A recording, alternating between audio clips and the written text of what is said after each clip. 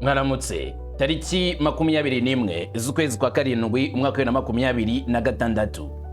M23 twari tuzi ko muri iyi minsi hagiye kuboneka agahenge maze bakinjira mu vy'ibiganiro nk'uko byemaze iminsi bisabwa na leta ya Kongo n'ibindi bihugu bitandukanye muri Leta Zunze za Amerika ngo batifuzaga ko urugamba rukomeza. Oya, nimurambike hasi agapira. M23 yemeje ko igiye gukora urugamba rutoroshye ku gihugu cya Kongo, Baraka na Fizi. Ibikoresho byateguwe, abaparakomando cyangwa se abasikari b'inkorokoro intyozwa mu kurwana bazanywe ku mirongo y'imbere ngo batangize urugamba rutoroshye kuri Baraka isigaye irimo ibirindiro bikomeye cyane bya gisirikare bya FDNB, FARDC ndetse n'abazalendo. M23 yemeje ko ariho bagiye gukorera urugamba rutoroshye kandi barangije kwishyira mu myanya yabo kugira ngo hagarika agasuzuguro ka Tshisekedi Tshilombo n'ubutegetsi bwe ngo bagomba gutanga umutekano wuzuye muri Burasirazuba bwa Kongo hose, ariko atariho gusa no mu bindi bice byose bya Repubulika ya Demokarasi ya Kongo. Intambara isa nkaho itangiye kuva muri Burasirazuba bwa Kongo yinjiye mu zindi ntara nk'intara ya Tanganyika, Maniema ndetse n'ibindi byerekezo isa nkaho bitangiye kuva muri za Kivu, urugamba rugana mu bindi byerekezo. Ndabigarukaho mubwire ku kwitegura kwa M23 n'amagambo yatangajwe na Laurence Kanyuka impamvu ijye gutuma bajya Baraka na Fizi. Hanyuma kandi turagaruka no kuri ino bikoresho bya gisirikari bashyize hafi y'agace kinjira ndani muri Maniema n'uburyo bagiye gukora urugamba rutoroshye cyane kugira ngo bagere ndani Baraka na Fizi. FARDC ngo yitege umuriro, FARDC yitegure urugamba rutoroshye ngo niho rwajya rwatangira. Gusa ariko FARDC na FDNB ngabo z'igihugu cy'u Burundi bafatanya nabo bati ntabwo twicaye ubusa, natwe ntabwo twicaye tutarimo gukora, turimo gukomeza ibirindiro byacu bya gisirikare. Baraka hazamwe ibikoresho byatunguye benshi ku buryo budasanzwe, shelling gun, imbunda zirasa imizinga, hanazanwa ndetse n'amaboxi agera ku 8 vuga yuko arimo za kamikaze drones. Amakuru akaba nemeza yuko kandi byaherekejwe n'abakomando baturutse Kinshasa n'Igitega, bakuru babandi bambaye ingofero zitukura. Ndakubwira bari bo baje ryari, bururikira hehe, baje target ari yihe, izatangajwe ndabikubwira cyangwa se wanabimenye mbere yuko mikubwira turabisubiramo uko baje bakagera ariya Baraka, ndetse bagahita batangiza gahunda yo gukusanya abandi basikari mu nama rukokoma bakoze ku mugoroba tariki 20 iri kwemeza uburyo bagiye gukora igitero kitoroshye kuri M23. C34 cyangwa se ihuriro ry'imitwe irwanya ubutegetsi bwa leta ya Kongo bemeye ibiganiro byasabwe na Senko, ibiganiro bihurije hamwe abakongomani bose bizayorwa na Tshisekedi Tshilombo, maze bagarika imyigaragambyo yari iteganijwe ku wa gatatu tariki 22 z'ukwezi kwa karindwi mu gihugu. Ni imyigaragambyo yagombaga kuzagaragara ko bari kwamagana ubutegetsi bwa Kinshasa, ubutegetsi bushaka guhindura itegeko nshinga rya Repubulika ya Demokarasi ya Kongo, ariko bo bakavuga yuko batabyemera. Rero Senko isohora itangazo, ndakubwira incamake yaryo ndetse n'icyo bivuze ku itegeko nshinga Kongo yifuza guhindura kugira ngo Tshisekedi Tshilombo azabone indi manda mu gihe kiri imbere. Ni mu gihe Kongo yongeye gushimangira gukorana n'igihugu cy'Ububirigi. Ububirigi burimo guhuza na Kongo cyane cyane muri kino gihe. Umwe mu bayobozi bakuru bo muri Kongo yerekeje i Bruxelles mu Bubiligi aho yahuye na Maxime Prévost, maze bemeza ubufatanye bukomeye hagati y'ibihugu zombi, na cyane cyane muri kino gihe Kongo itoreye ngo n'urugamba rwo mu Burasirazuba. Ni mu gihe Kongo ikomeje no gukina umukino wa diplomasi ku rwego mpuzamahanga kugira ngo ibihugu byinshi byumve Kongo ndetse bishyigikire Kongo muri urugamba bashinja u Rwanda ruri rwaryozwa ibyo byaba bavuga ngo rukorera ku butaka bwa Repubulika ya Demokarasi ya Kongo. Ninde wagiye Bruxelles mu Bubiligi yaturutse Kinshasa? Ese yahuye na Maxime Prévost maze baganira ku biki by'ingenzi? Byose bimbaze nze bikubwire kamwe ku kandi. Jewe Domungu wa Kamanzi w'Uruwande ngo ikaze ngo tugende ku musozo duhereye ruhande ku makuru ari kuvugwa. Ikaze kuri mwese.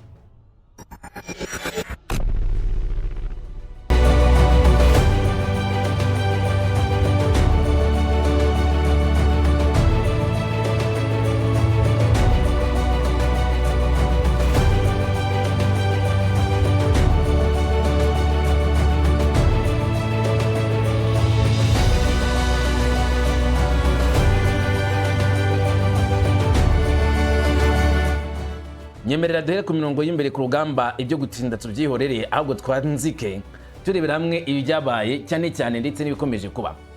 Nge nawe tumaze iminsi twumva iby'urugamba ruri kubera muri Kivu y'Amajyepfo, sibyo? uhera za Mikenge, Minembwe, Pwezelo, Rwisankuku, Gakenge n'utundi duce twose duturiye Minembwe, aho Wazalendo, FARDC, FDNB bahanganye na M23 nabo bashinja kuba twirwaneho na Red Tabara ngo bakorana mu bijyanye no kugaba ibitero kuri FARDC. Ni ibitero byasize M23 igenzura ibyo bice hafi ya byose mu bwiharuguru, gusa urugamba rusa n'urufungiye mu gace ka Gipupu ndetse na Mulema. Hakaba hariho abasirikari b'impande ebyiri, uruhande rwa Kongo n'abambari barwo mu gice kimwe, uruhande rwa M23 n'abambari bayo mu rundi ruhande, nabo bari kurebana ayingwe. FARDC itegura kugaba ibitero bikomeye cyane ngo yisubize Minembwe. M23 nayo ishaka ibitero bikomeye cyane ngo ikomeze ye guhagararira aho ngaho gusa muri Minembwe, ikomeze kwigiza inyuma uwo yita adui kugira ngo biringire umutekano ukomeye cyane. Burya muringira umutekano iyo afite amahoro kandi nta n'ikimwegere gishobora kumuteza umutekano muke, sibyo? Niyo mpamvu murara mukinze, abenshi muri mwe niyo mpamvu mwubatse n'urugo cyangwa se ibipangu ku nzu zanyu, ni kugira ngo ikibi n'ikiza kibanza gihangane no kurira ibikuta, nta kindi kibitera, ni ugushyira inyuma umwanzi. Nicyo M23 ikora rero, ngo agomba kubaka uruzitiro rubakingira umwanzi mu bice bya kure hiryo ngiyo apana mu ntera baherereyemo. Amakuru rero aremeza ko nyuma y'uko M23 imaze kumva neza ko ifite ubugenzuzi bwuzuye hariya muri Minembwe, mu bice bitandukanye bya Minembwe, kandi imaze gukomeza ibirindo bya gisirikari. Amakuru aremeza ko muri Mikenke yashyize position nini ya gisirikari irimo abasirikari benshi ndetse n'ibikoresho byinshi. Ni agace kari ingenzi cyane, buriya position ya Mikenge iri strategique ku rwego rutangaje. Ndavuga ariko se kiri hejuru itari kumwe na Baraka iba strategique gute? Mikenge na gace wavuga ngo kihuriro ry'ibindi bice. Nuvuga ngo uturutse mu gice cya Musongyo uhitunyura muri Mikenge, uturutse mu gice cya Rwisankuku nubwo byakora ko wanyura muri Bidegu, ariko biragoye cyane guhita uca mu bindi bice utanyuze nanone muri Mikenge, kuko niyo nzira nziza itarimo n'imigezi cyane. Hanyuma nanone Mikenge ni ingenzi ushaka gufata igice cya Mwenga ndetse na Itombwe, muri make ushaka kujya mu byerekezo bitandukanye byo muri ibyo bice bya Mwenga na Itombwe. Gutuka muri Mikenge ni uburyo bwiza cyane kandi bufite umutekano, buryo uhafite abasirikari benshi, izo nguni zose zikagabwamo igitero, renfort itiboneka byihuse kandi mu buryo butekanye cyangwa se uduce dutekanye, kuko ntabwo hahengamiwe cyane n'ibisozi ku buryo utareba neza ahantu aduye aherereye. Ibi ngibi bikahita bituma rero Mikenke iba agace kari strategique. Niyo mpamvu na FARDC yaragerageje gukora ibishoboka byose kugira Mikenge be kuyivamo, kuko komeza kwa Mikenge kwabo ari gukumira imbaraga za M23 zituruka Musongyo, zituruka Tubimbi, zituruka Ruhwinja, aho zaturuka hose ufite Mikenge byashokaga cyane ko bakumira izo mbaraga za M23 ntizigere muri Minembwe. Nyuma kugatakaza rero bisa naho bakingura amarembo ibikoresho byinshi, abakomanda benshi ba M23 ngo baze gutanga renfort kuri bagenzi babo bari muri Minembwe, kandi ibyo nibyo byakozwe kugeza ku rwego banafashe Kiziba Airport. Amakuru akemeza ko ari indege zituruka Kavumu zikaza Kiziba zizanye ibikoresho ndetse namwe mu basirikari ku buryo bwihuse. Kugeza kuri ubu ngubu Minembwe bakavuga yuko bamaze gushyiramo uburyo bwo kwirinda umutekano ku buryo bwuzuye, ndetse mu magambo yabo abayobozi ba FC 23 kwirwaneho bagashimangira cyane yuko ubu ngubu muri Minembwe ho amahoro byarangiye yabonetse, nta kuzongera guhura n'intambara. Icyo rero gukorwa gusa ari kujya mu bindi byerekezo batekerezamo umwanzi, nabo muri Minembwe bo ngo nituze ryuzuye, ngo n'abagiye mu mahanga batahuke baze bibakire igihugu, kuko nta mutekano muke uzasubira muri Minembwe. Rero tukivuga ku cyerekezo kindi cy'intambara, si aho ngaho muri Minembwe ngirizina koko, ahubwo urugamba M23 kurwohereza muri Baraka cyangwa se shaka kurwerekeza muri Baraka. Nyuma yuko M23 ifashe ibyo birindiro, amakuru aremeza yuko yazanye ibikoresho byinshi hejuru gato ya Kipupu, ibikoresho bya gisirikari birimo imbunda za rutura. Amakuru akemeza ko harimo n'imodoka zagaragaye 6 za gisirikari, mu gihe nanone mu gice cya Mwenga ugana mu gace k'ingenzi cyane karimo abasirikari ba Wazalendo na FARDC uyerekeza muri Tanganyika na Maniema. Abasirikari ba M23 bahari kandi ngo bite gukora intambara. Aganira n'itangazamakuru, Laurence Kanyuka hari icyo yavuze mu gihe hagiye kugabwa igitero cya FC 23 kuri Baraka na Fizi. Umuvugizi wa M23 aratangaza ko impamvu nyamukuru ari uko FDLR bavuye mu Minembwe na Pwezero bakajya gutura muri Fizi na Baraka, kandi akanizeza ko M23 izakomeza ibikorwa byayo byo kurinda abaturage wo kubungabunga umutekano wabo. Laurence Kanyuka yagize ati Tshisekedi nadusobanuriye neza kubera iki yananiye gusenya FDLR. FDLR twebwe twarabirukanye tubavana Goma tubohereza hirya cyane, none bari baraje twabonye muri Poezero, twabonye muri Minembwe, twabonye handi bagiye muri Baraka na Fizi. Kubarwanya byarabananiye. Twebwe rero tuzarwana mpaka tutanze umutekano wuzuye ku baturage bacu ndetse twizeza umutekano w'igihe kirekire ku baturage bacu. Barabicenye bagomba gusubizwa inyuma, bagomba kuvanwaho. Laurence Kanyuka ashimangira cyane ko kuba bazi ahantu FDLR bari ngo bari muri Baraka na Fizi, ibyo bwabyo ari nka rukuruzi kurura M23 ngo ijye kurwanya FDLR.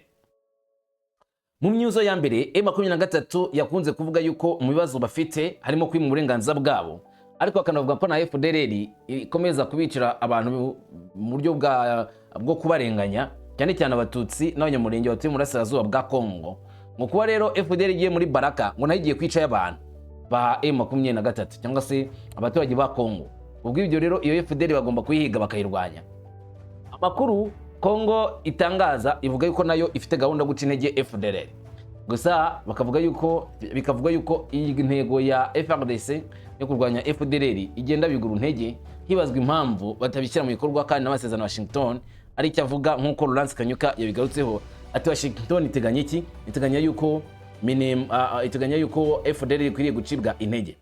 Mu mvugo ye Laurence Kanyuka umvuko yavuze abwira abanyamakuru agize ati atubwire impamvu FDLR Tshisekedi acinze kubatsinda, atubwire kubera iki. Amasezerano ya Washington avuga iki?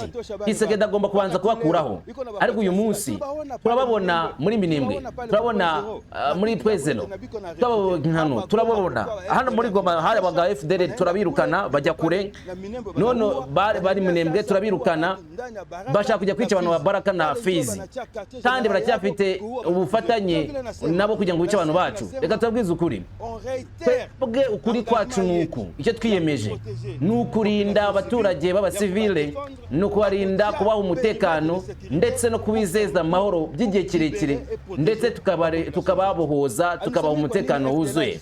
Uyu ni bwana Laurence Kanyuka avuga amagambo avuga yuko FDLR ngo bananiwe kuyitsinda kandi amasezerano Washington ari byateganya kuri we ngo ntabwo byumvikana. Ngo none ubu ngubu birikanye muri Baraka na Fizi nyuma kuva muri Minembwe, ariko icyo bagiye gukora muri Baraka na Fizi nta kindi nukujya kwica abaturage bo muri Baraka ndetse na Fizi.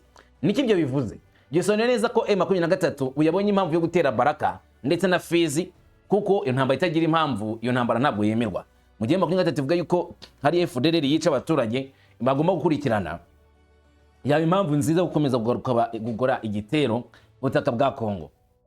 Gusa ariko hari igihe kimwe Kongo igeze kwibaza byinshi, ngo ribaza ngo M23 irwanira uburenganzira bwayo, hanyuma se kitaza kuganira na leta ya Kongo ngo babaho uburenganzira bwayo. M23 twiyemeje ibiganiro ariko mwanze kuzemera, tuvuga ngo tugiye komeza ibiganiro mukatugabaho ibitero. Kugeza kuri uyu munsi nirasobanuka neza ibya M23 na FARDC uburyo bizarakingira, kuko ibyo bagana komeza ibiganiro no kuri tere bari ibintu bitandukanye 100%. Bavuga bimwe bagakora ibindi. Tukivuga kuri Baraka rero ndetse na Fizi, mu gihe M23 yikomanga mu gatuza kavuga ko igiye kujya kurwanira Baraka na Fizi kugira ngo ihangane na FDLR yoherejwe Baraka, ndetse inahagarika umutekano mucyo ushobora guterwa abaturage bikozwe n'iyo FDLR. FARDC na FDNB bati natwe turahari njo bari muri Baraka ndetse na Fizi bafite ibikoresho byinshi bya gisirikari ndetse n'abakomanda benshi. Tariki 19 z'ukwezi kwa karindwi mwaka 2026 amakuru yemeza ko ari ubwato butatu bwagurutse Kalemi bupakiye ibikoresho byinshi bya gisirikari. N'ibyo bikoresho babonetsemo imodoka za rutura zifite imbunda zirasimizinga izizwi nka launchers cyangwa se shelling gun. Ziriya mbunda muzi mu bwoko bwa Katyusha ndetse na BM haje ubwoko bwazo ziparikwa muri Baraka, ako zizanwe n'ubwato bunini bwa rutura bwagurutse Kalemi nyuma ko zavuye nanone mu gice cya Kindu zikagezwa Kalemi. Izi shelling gun cyangwa se izi modoka zifite ibibunda byohereza ibisasu byinshi nyungikanyo mu bice by'umwanzi bije muri Baraka, mu gihe nanone abo muri FARDC bitegura urugamba ruturushye bagiye kugabwaho na M23. Ushaka kutumva impamvu zabyo ariko byumve gutya. Gufata Baraka ni ugufungurwa kw'amarembo yerekeza muri Kalemi, kandi gufata Kalemi bivuze ko na Lubumbashi uba wayibonye. Nyamara aho ngaho muri Katanga nyine Lubumbashi hakaba hasanzwe hari ikindi kibazo cy'abantu bashaka kwigenga kwa Katanga. Aho ngaho ni mu rugo rwa Moise Katumbi cyangwa se agace avukamo. Mwigeze kumva n'ubundi byagiye biba intambara aho bashaka kugana Katanga ikomeye, aha ngaho igeze gushaka kuba igihugu cyigenga. Birashoboka cyane cyane kuba baramutse bahuye na M23 bahuza ibiganza bagakorana. Ubwo rero leta ya Kongo irabufite yuko barenze nabi Katanga nawe yahita hinduka ikibazo gikorana cyangwa se abakorana na M23 gatera ikibazo. Ni mpamvu ngo security, umutekano ugomba kurinda ku kiguzi cyose bisaba kugira ngo M23 itazagira muri Tanganyika ikarenga kagera muri Katanga, ibyakongera gutera ikibazo gikomeye cyane cyo gomba ibice byinshi.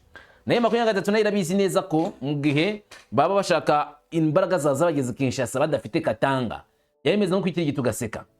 Buriya ngo intambara ya M23 impamvu itumvwa neza nuko ari abantu bamwe, ubwoko bumwe, agace kamwe. Kubwizo kugahuza n'ibindi bihugu biragoye. Icyakora byarashobotse bagitangira, kiva mu Majyaruguru yihuza na kiva mu Majyepfo birakunda. Abanyamurenge na M23 barihuza birakunda, nubwo mbere byavugaga ko bitari ibintu byari byoroshye kuko ntibumvikanaga na mbere hose. Abanyamurenge bashinjaga M23 kuba igikoresho cy'u Rwanda, ariko ngubu babaye bamwe barakorana barangije kubona ko bagwarira ikintu kimwe. Kubw'ibyo rero mu gihe muri Katanga nabo bavuga yuko M23 ari gutya imeze, ari igikoresho cy'u Rwanda, ngo nuko atari babona uburyohe bw'umutekano wayo. Iramutse igeze muri Baraka igakomeza Kalemi mpaka igeze Lubumbashi, bishobora guhita bituma n'ibitekerezo by'abatuye Lubumbashi bihinduka. Ubwo ni Lubumbashi, Maniema, Tanganyika, nimvuga Lubumbashi mve Katanga.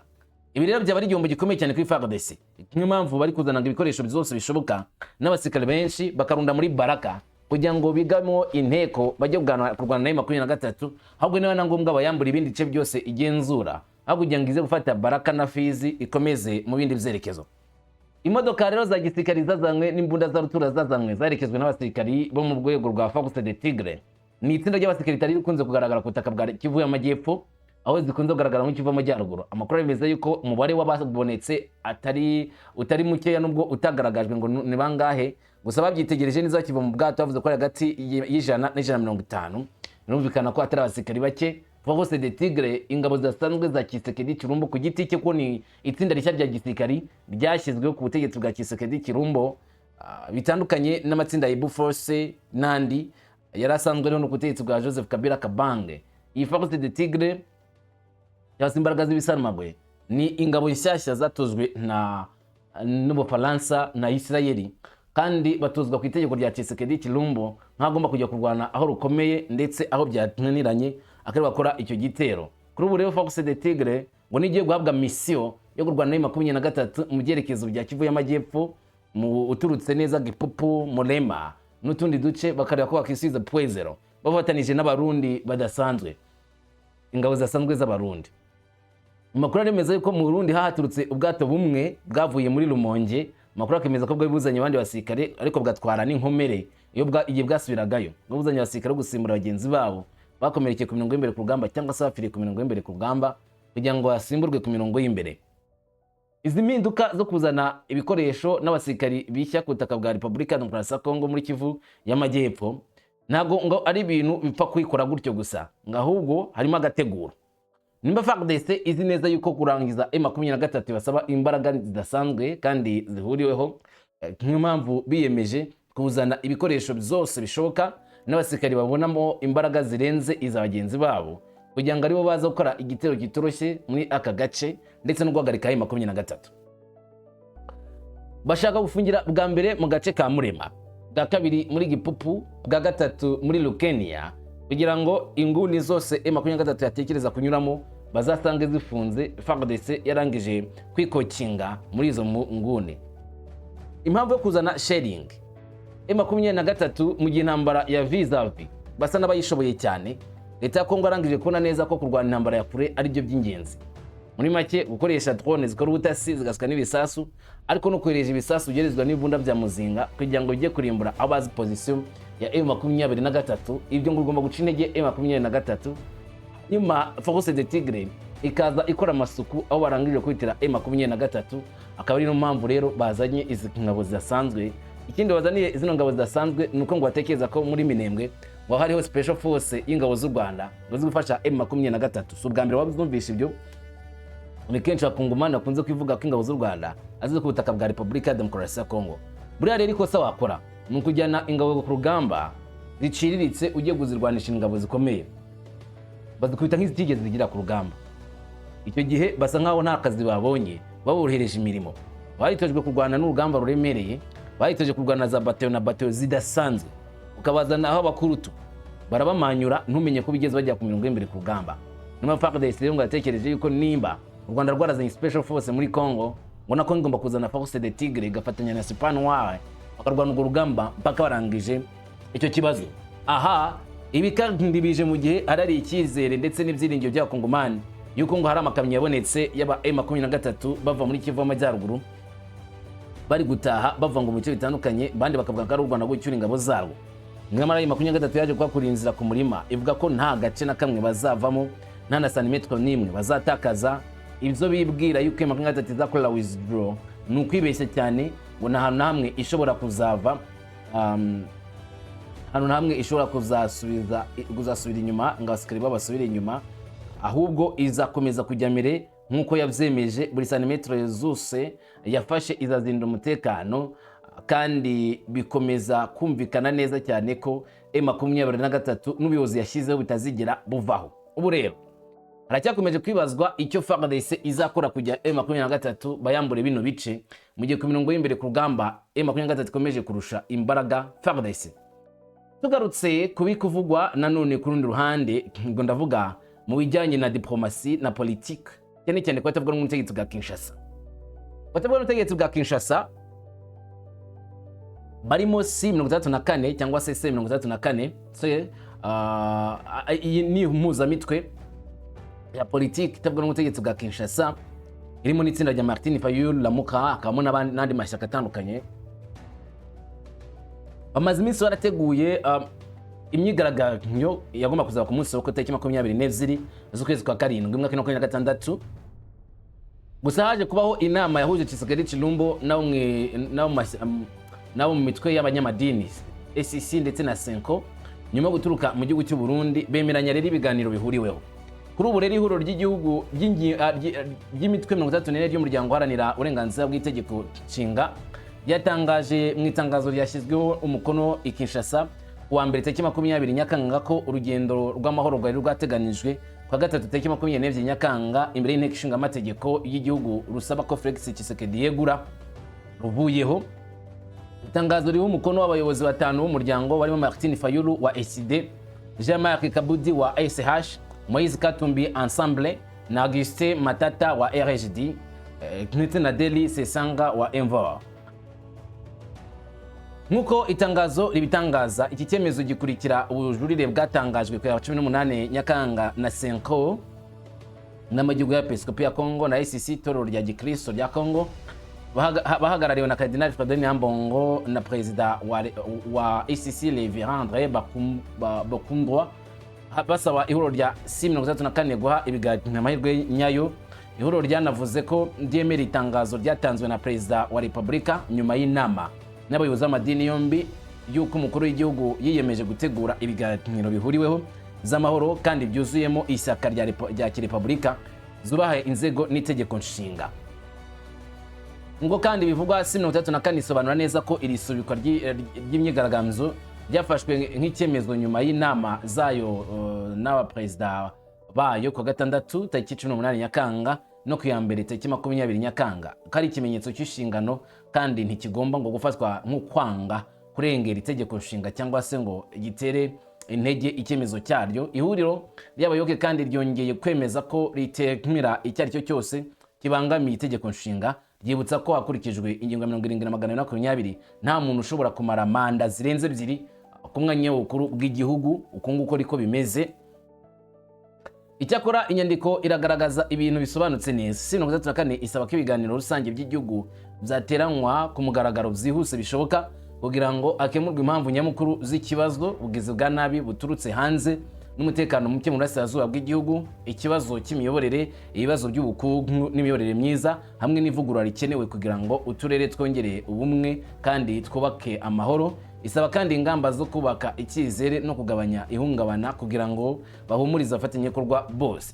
Icyakora aya mashyaka yandi arimo Martin Fayulu, Sesanga, Moise Katumbi nabo bemeza kimwe na Tshisekedi yuko igitero bafite mu burasirazuba bwa Kongo cyaturutse ku Rwanda, ngo u Rwanda rwateye Kongo. Bo basa nk'abazumvikanaho, gusa ntibumvikane ku buryo gukomeza kurwanya iki gikorwa cyangwa se iyi ntambara, ndetse no gukomeza kuba kuri ku butegetsi bwa Tshisekedi Chilombo. Usanga kenshi ari nk'ibyo batumvikanaho.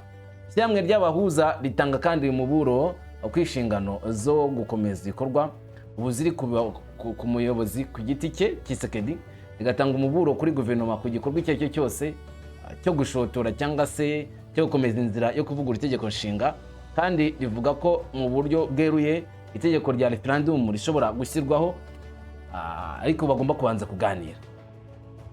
Ihuriro rya 34 ryatanze kandi itegeko rigenga ati n'ibiganiro rusange by'igihugu bitarateranwa ku mugaragaro bitarenze ku ya 15 Kanama 2026, cyangwa se niba imihigo yatangajwe ikomeje kudashyirwa mu bikorwa mu buryo bufatika, ihuriro rifite uburenganzira bwo gukurura ingaruka zose za politiki no gusaba abaturage ba Kongo kongera gukora ibikorwa by'imyigaragambyo mu mahoro. Gatabo bemera ko barimo kubungabunga imiterere yaryo yose haba mu gihugu no mu mahanga mu buryo bwose bwo kwitegura ibishoboka.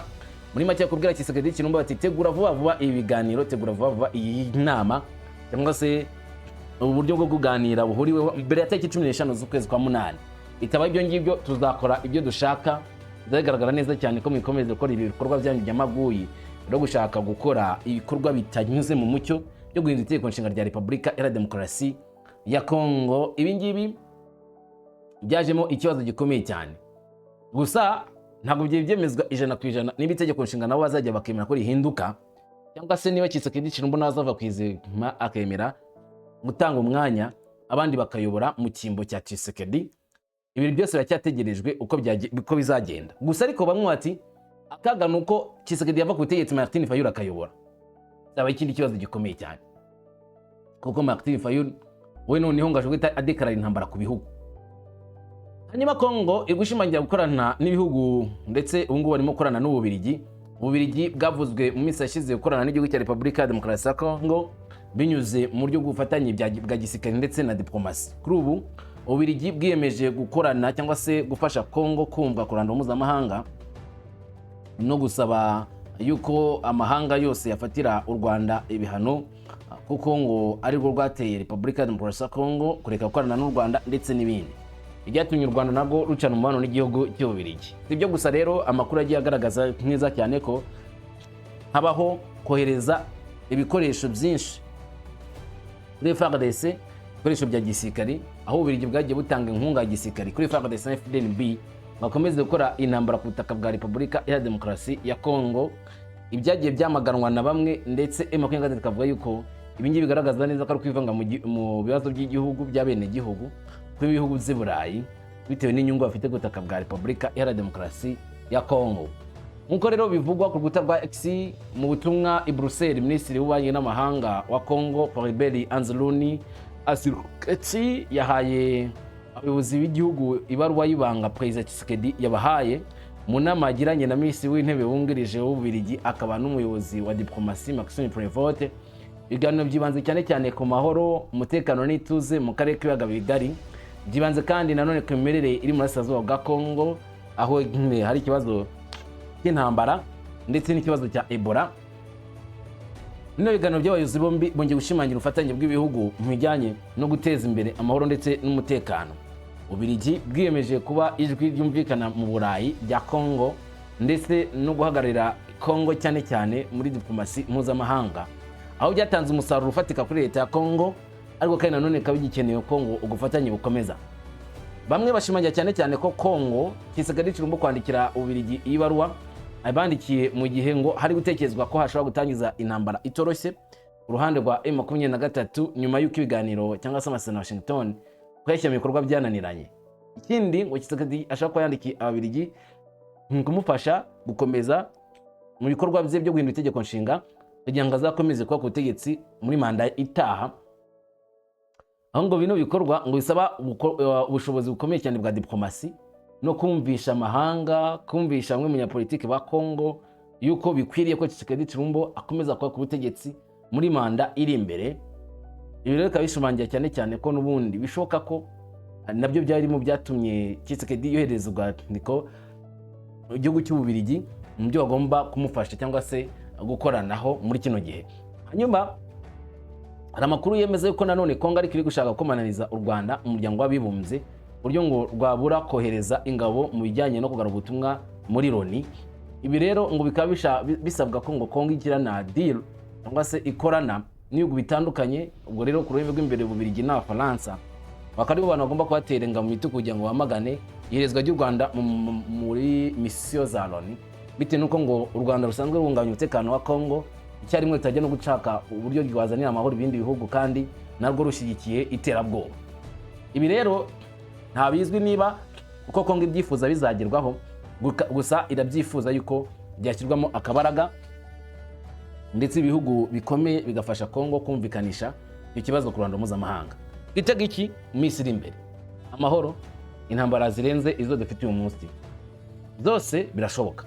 Ategereza iminsi iri imbere icyatse tuzamenya byinshi. Kubeze kugubwa neza, amahoro imigisha n'amahirwe kuri wowe.